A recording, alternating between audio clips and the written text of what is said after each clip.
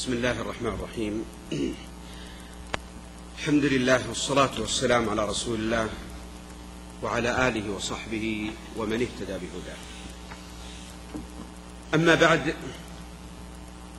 فما أجمل أيها الأحبة أن نجلس لنتذاكر شيئا من سنة النبي صلى الله عليه وسلم، ونتذاكر كذلك شيئا من أصول إيماننا وعقيدتنا. وإذا كان هذا التذاكر قد أخذ عن سيد البشر صلى الله عليه وسلم بتوجيه بليغ للأمة إلى قيام الساعة، وهذا التوجيه يرويه لنا الصحابي العظيم العرباض بن سارية رضي الله عنه وأرضاه. هذا الحديث هو من أحاديث الأربعين النووية،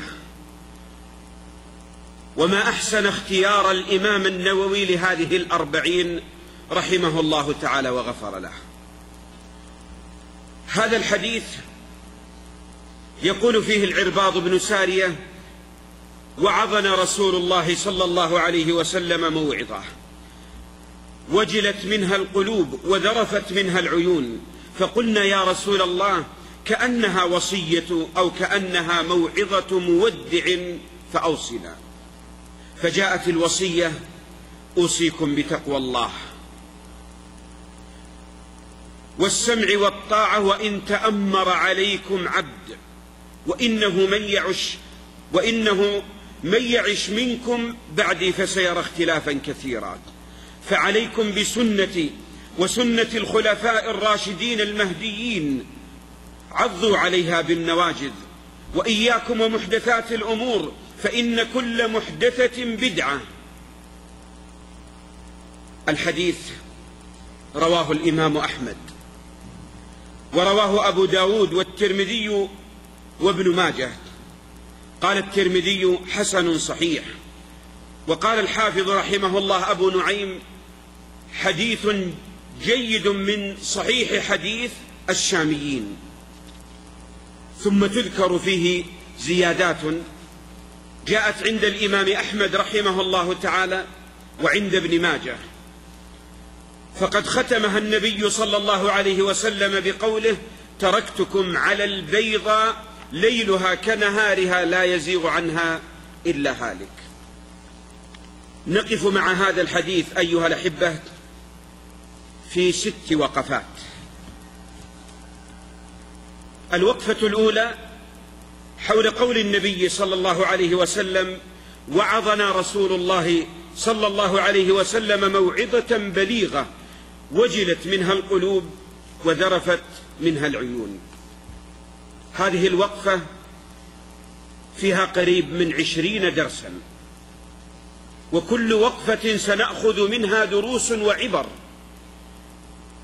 وذلك لأننا نريد أن نستفيد من هدي النبي صلى الله عليه وسلم سلوكا عمليا. فليس المقصود هو قراءة الحديث، وإنما المقصود كيف نستفيد من حديث النبي صلى الله عليه وسلم في حياتنا وواقعنا. الدرس الأول: مما يجب أن يعلم أن المواعظ تؤثر على القلوب والعيون والجوارح، ونعوذ بالله من قسوة القلوب، فإن من الناس من يوعظون ويذكرون، بل من الناس من تعرض عليهم الجنة والنار، بل من الناس من يسمعون آيات الله تعالى فما يجل لهم قلب، ولا تذرف عين بدمع، ولا يقشعر لهم جلد، ولا تتأثر لهم جوارح. ونعوذ بالله أن نكون ممن ذم الله تعالى بقوله: وما تغني الآيات والنذر عن قوم لا يؤمنون. وبيت القصيد: أين أثر هذه المواعظ علينا في حياتنا أيها الإخوة؟ الأمر الثاني أو الدرس الثاني: أن المواعظ من أسباب استقامة جوارح العبد وصلاح أعماله. وكم من الناس أيها الأحبة حضر موعظة وتذكيرا وسمع محاضرة ودرسا وسمع كذلك خطبة، ثم كان لها من الأثر عليه تأثيرا واضحا. كم من الناس عندما يسأل عن سبب استقامته يقول: دخلت مسجد فقام رجل وعظ فوقع في قلبي فأثر. كم من الناس عندما يسأل عن سبب استقامته يقول: اشتريت شريطا فيه ذكر الجنة والنار، أو فيه ذكر كذلك الأمور التي ترقق القلوب ففتح الله قلبي بسبب ذلك. إننا في حاجة إلى أن نعلم أن للمواعظ تأثيرا على استقامة الناس.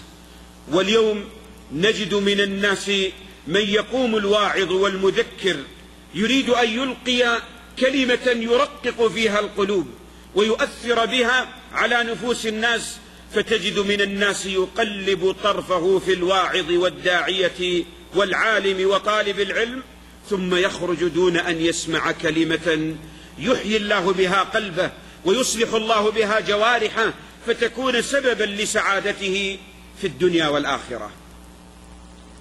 من الدروس كذلك أن الوعظ من منهج الأنبياء والرسل، وينبغي لنا أن لا نستنكر الوعظ أبدا. فها هو نبينا صلى الله عليه وسلم سيد الواعظين، وعظنا رسول الله صلى الله عليه وسلم موعظة بليغة، فلا ننكرن على أحد قام يعظ، ولا نقولن أن الوعظ ليس من منهج الأنبياء والرسل، بل سيدهم محمد صلى الله عليه وسلم يعظ الصحابة فيجدون أثر تلك أو ذلك الوعظ في حياتهم.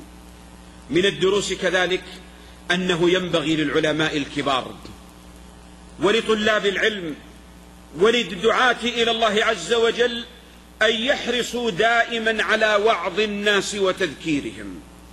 من الناس أيها الإخوة من تراه قد حمل شهادات شرعية فما يسمع منه موعظة، ولا يقرأ على جماعته حديثا عن النبي صلى الله عليه وسلم، ولا يذكرهم بشيء يحيي الله به قلوبهم، ونقول ذاك خلاف منهج النبي صلى الله عليه وسلم. فسيد الخلق وعظ الناس وما تكبر بأبي وأمي عن أن يعظ، مع أنه هو الموجه للأمة في أمورها كلها صغيرها وكبيرها. من الدروس كذلك أنه يجب علينا أن نحرص على المواعظ المؤثرة، وما أجمل أن نبحث عن من يؤثر في هذه القلوب. فليس كل موعظة تؤثر، وليس كل كلمة تلقى تصل إلى القلوب، فإن الواعظ المؤثر والموعظة المؤثرة هي التي يجب أن نجتهد في حضورها وسماعها والإصغاء إليها والبحث عن تأثيرها. كذلك من الدروس أن الوعاظ لا شك بأن لهم التأثير الواضح على أفراد الأمة على اختلاف طبقاتهم، يؤثرون على علماء الأمة وعلى طلاب العلم فيها وعلى عامة الناس ودهمائهم. اليوم أيها الأحبة نجد من الناس من إذا قام الواعظ ربما قام طالب العلم ولم يصغ لسماع الموعظة ولم يحضرها. نقول ها هم أصحاب محمد صلى الله عليه وسلم خيار الناس إيمانا وعلما ودعوة وصلاحا وتقوى، ما قام أحدهم عن هذه الموعظة، جلسوا فأصغوا وتأثروا وعملوا، ثم قالوا يا رسول الله أوصنا، يعني زدنا بعد هذه الموعظة ما يمكن أن نترجمه سلوكا عمليا. من الدروس كذلك أن العبد مهما علت منزلته صلاحا وإيمانا وتقوى وعلما فهو محتاج للوعظ والتذكير.